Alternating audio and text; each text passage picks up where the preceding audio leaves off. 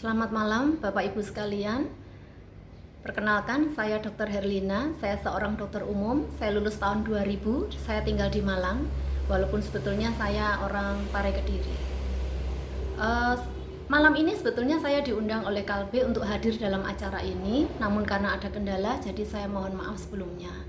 Pada kesempatan ini saya ingin menceritakan tentang pengalaman dan alasan saya kenapa saya melakukan pemeriksaan nutrigenomik ini. Sekitar 8 tahun lalu, saya merasa ada masalah dengan berat badan sehingga saya melakukan diet kalori, tapi ujungnya gagal. Kemudian 3 tahun kemudian saya melakukan check up. Pada saat berangkat itu saya dengan penuh keyakinan saya merasa saya ini sehat, tidak ada keluhan apapun.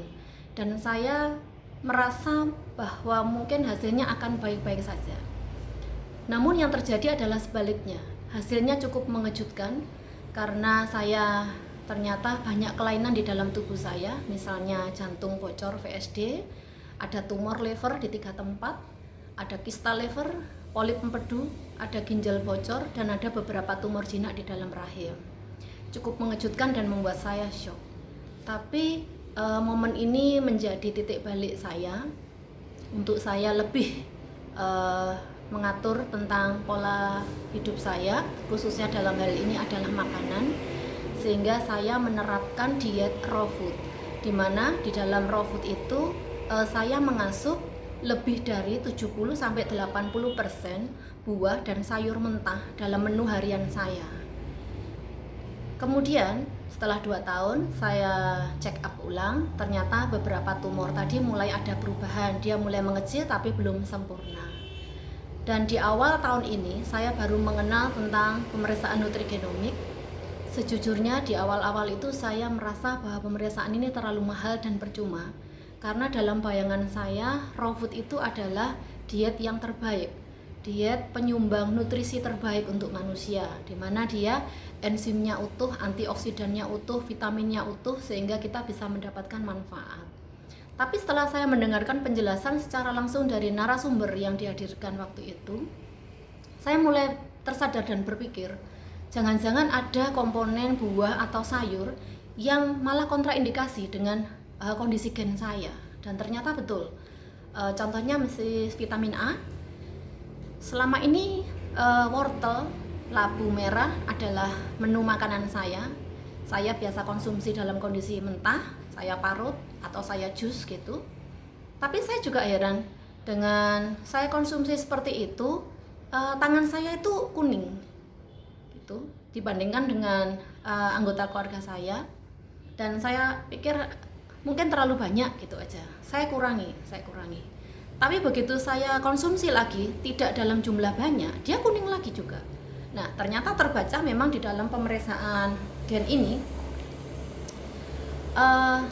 saya mempunyai kecenderungan gen vitamin A saya itu sedikit terus meningkat, sehingga saya tidak bisa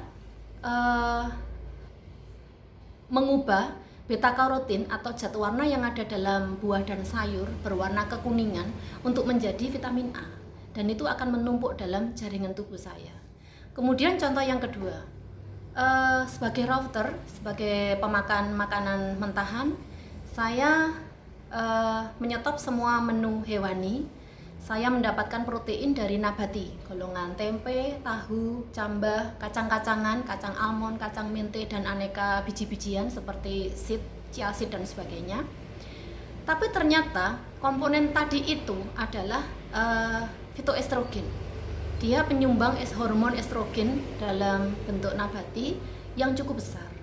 Sementara gen yang mengekspresikan hormon estrogen saya itu ada kecenderungan dia selalu meningkat. Ditambah dengan tumor yang saya punya, yang ada di rahim terutama, itu juga berkaitan dengan hormon. Sehingga apa yang saya lakukan selama ini sebagai pelaku raw food, di mana saya mengasup menu makanan berprotein nabati yang dari kacang-kacangan, itu ternyata bertentangan dengan gen tubuh saya, sehingga mulai sekarang saya harus menata ulang menu saya dengan tidak meninggalkan komponen buah dan sayur segar.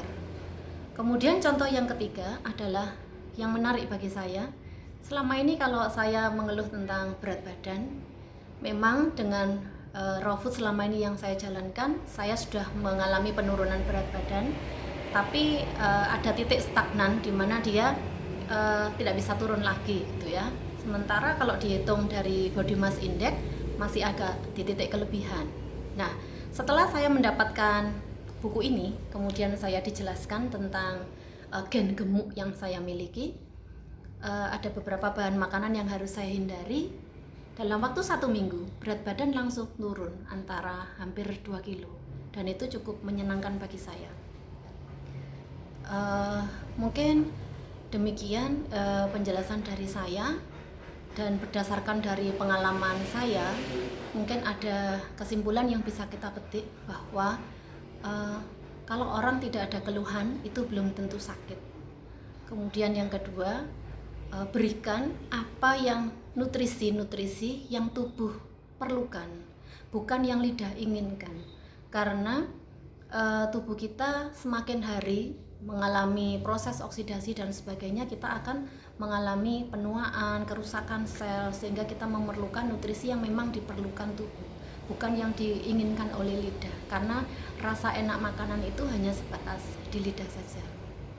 Dan yang terakhir, semoga pengalaman saya ini bermanfaat bagi Bapak Ibu sekalian, dan selamat malam. Terima kasih atas perhatiannya.